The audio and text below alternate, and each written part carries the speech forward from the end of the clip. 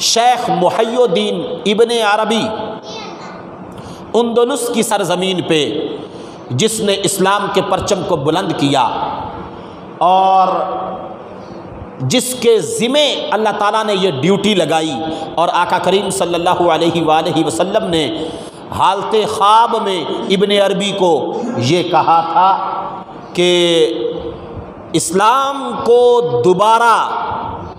Europe کے اندر،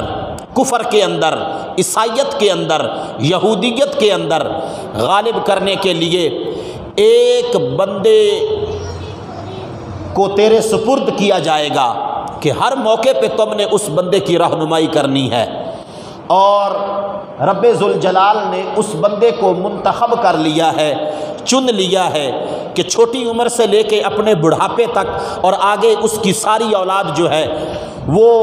اسلام کے پرچم کو کئی صدیاں بلند کرے گی۔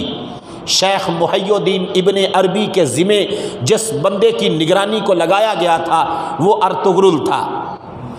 تو پھر پوری زندگی شیخ محی الدین ابن عربی جو ہیں انہوں نے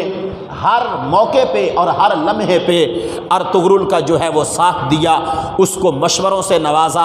اور روحانی طور پہ ارطغرل کی جو ہے وہ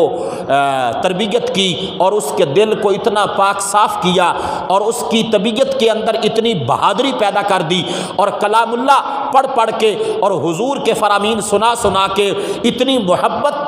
جو ہے وہ ارطغرل کے دل میں ڈال دی کہ وہ کائی قبیلے کا ایک عام سا لڑکا